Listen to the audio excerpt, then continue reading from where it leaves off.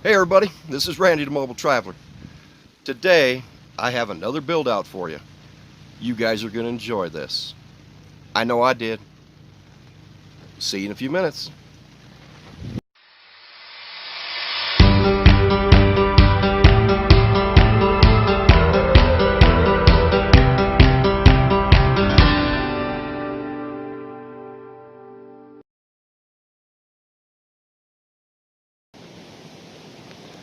Okay, I'm out walking around and I see something.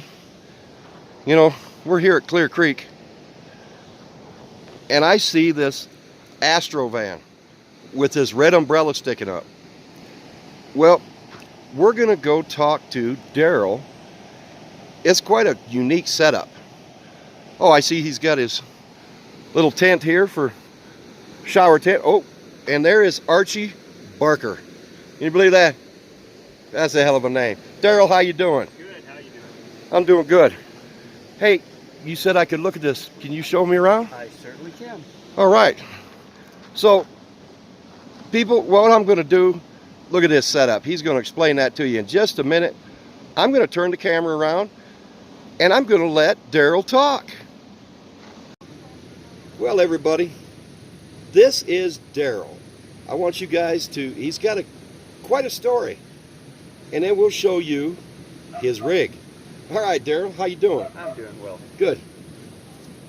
Why don't you tell the people why you're here, how you came a nomad? Well, back in December, Speak up a little bit, yeah. All right, yeah. Back in December, I was living in Mesa, Arizona, and basically lost my housing. It was a situation where the apartment complex was bought out. Everybody that was on assistance was forced to either move or start paying full contract rent. I couldn't do either. Right. And at that point, elected to start the nomadic life. Yeah. You know what? I hear all kinds of stories from people, and you hear this a lot, how you were kind of forced into it, but you ended up loving it. Is that your case? Well, it's a love-hate right now relationship, because again, it's been a trial and error almost since I've started. I was initially going to attempt to start out full-time living down in Arizona at Coyote House Campground. Stayed there for approximately a month, had severe heat stroke, and immediately determined that that wasn't an option. And at that point had to change my course of action and really explore the traveling lifestyle as opposed to stationary. Right. Well, I like your setup. Thank you. It seems like you've adapted and overcame, like the old movie Heartbreak Ridge. Yep. That's what he said. You got to adapt and overcome. Do you want to show us your rig a little bit? Certainly. All right. We're going to take a look here, people. As soon as I get off my keister, I'm going to turn you around again. Oh, that's why they call him the Barker. We're back, guys. He's going to show us his rig. All right, Daryl. It's all you. All right. Well, again, I was forced in this lifestyle. I was lucky enough to have a friend sell me this van.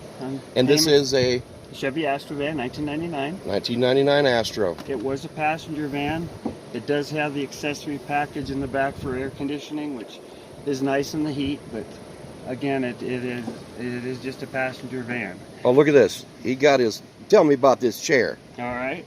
I took and again, you're nomadic, you need certain things, a way to cook, a way to sleep, a way to take care of other business, and Okay, we're going straight for the Commode, people. Look at that. That's beautiful. All my provisions, and again, it doubles for seating. A lot of times when we're out in this, we have to have double duty for things. Exactly. Okay, okay, there we go, heater. All right. So I got two different heater setups. I do have a Mr. Buddy. I set it up initially in this tabletop with a multi-fuel stove, a little T adapter, and a small propane tank, which mounts underneath. Okay, the little pancake style. Exactly, and the Mr. Buddy is a little bit of a temperamental thing, so I've elected to start using this, and it seems to work a little better. I don't know what kind is that. That is actually an old Coleman.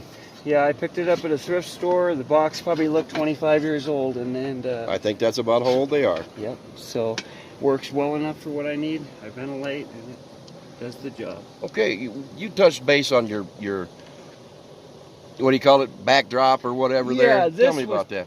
This was actually a warming tray. I needed something to isolate the heat from the seat, so I took a warming tray, pulled all the guts out of it.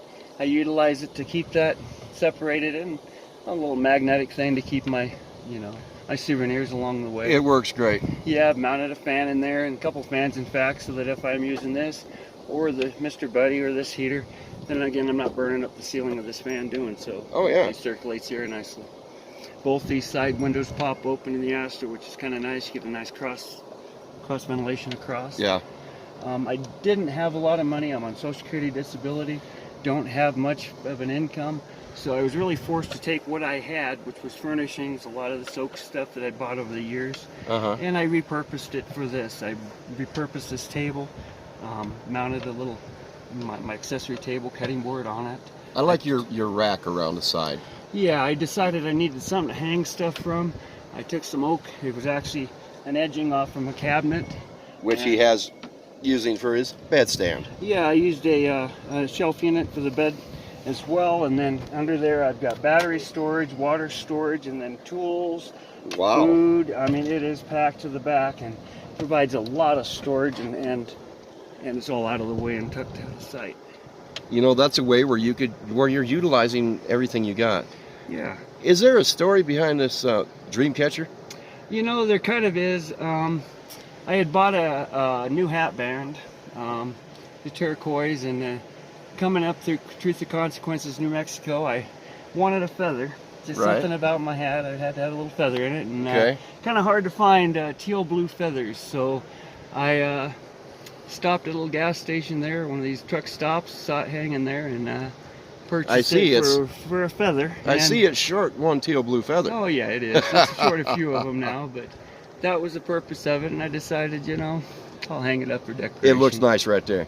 He's got a little swivel table here. I took it was an umbrella mount, and I repurposed that, mounted it to the actual shelf unit. I can pull this out if I'd like. I have a base if I wanted to mount it outside, but I really don't. The table actually will pivot as well if I want to use it like a workstation or something of that nature. Okay. I mounted a cup holder onto it so that it would stay stationary when I'm in motion. I can swivel it in and out of the way wherever I want. I've actually got many mounting points along the way for so you can put it wherever you need it. So I can move it along if I wanted to. Very, very smart. And I see you have a lot of Air Force hats. I do. I spent 6 years in the Air National Guard. Some of that time active duty. I was in during Desert Storm, and very proud of my service. Well, thank you for your service. Thank you. Yes. Okay, hey, people, we're going to go around back. We're going to be in the outside, but you have to see what he's done to the back end. We all see the TV. Was that a 32-inch? 32-inch Blu-ray player next in an to Astro van, people. I'm jealous. All right, let's go around back. All right. Oh, look at this setup. Speak to me, Daryl. Oh, wait, I'm going to pan back. Ready? Yep. Look at this. Umbrella on the back of his Astro van. Styling. Okay, talk to me, Daryl.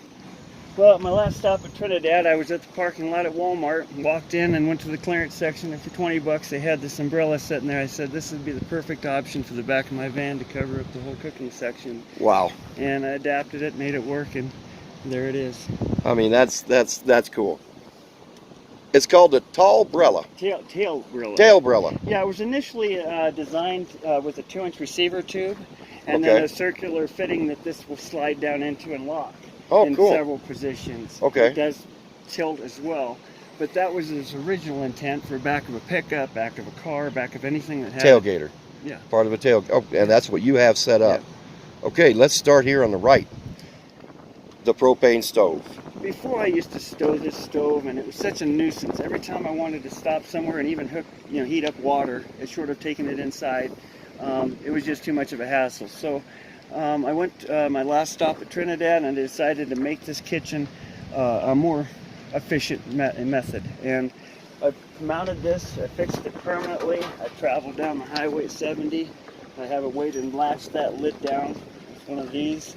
Okay, So using the it won't bungee fly cord. up, and basically it stays there. It stays hooked up, and I shut the propane tank off when I'm traveling. So. Okay, where's your propane tank at? I have like again the small one inside, and then I've There got it a is. larger tank inside here as well, which will feed both the grill as well as. Great, and you've got. Look at this grill, guys. He has got a setup. Another addition. Again, I had bought this at a thrift store, brand new in a box. I decided that I wanted it permanent. And again, I went through and I mounted the rack permanent, mounted the bottom rack permanent, made them so that they'll pivot, put magnets to hold everything down in, added electronic ignition to it, made it so it would actually remove if I wanted it to, but again, the purpose was to make it so that it would travel down the highway. I've got boxes that I can back up against and bungee it to. It won't fly around or move, and it stays pretty stationary. And I can still have a bike rack utilized if I need to. Double duty. This is, you know what? This is an excellent rig. We're going to walk around here just a little bit because you see, you remember that song? Driving in my Astro, I will take it slow just as fast as I can. Yeah, I did it wrong. I know that, people. No criticism. Look at this. Tell me about your window shades.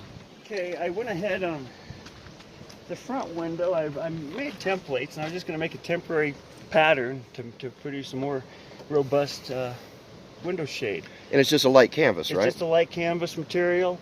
I went ahead and shaped it the same shape as the templates that I'd made, and it worked out so well that I've just kind of left it, and in time I might replace it, but for now it's working. I used the refrigerator door seal magnets along here, larger magnets in the corners. Okay. And short of heavy winds, it stays pretty tight. Yeah, it's a beautiful thing. I mean, you did a good job on this van, Daryl. And the nice thing about it is in the cooler temps and stuff, it still filters light. You can still have light inside of the van that's not in a pitch black But box. it cools you down, and it cools the super dog. Yep. There he is, super puppy. Spoiled. Spoiled super dog. I also added a 100-watt That was next. package to the top. I wanted solar. Here's the solar. It's the Harbor Freight package. It does what I need it to do for now, but I do want to append it with additional, maybe a Renogy or something of that nature, and additional batteries, so that. What do you have for battery power?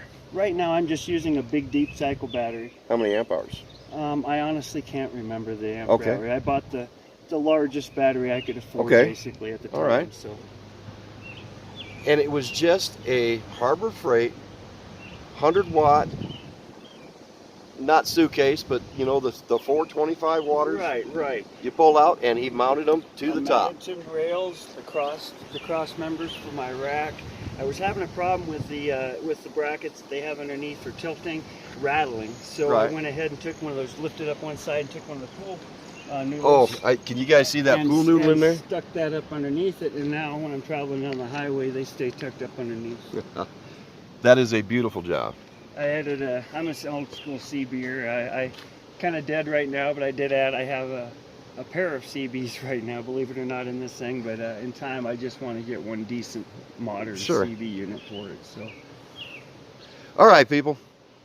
If you have any questions for Daryl, put them in the comment, because I know that I will forget things, and we'll get them answered.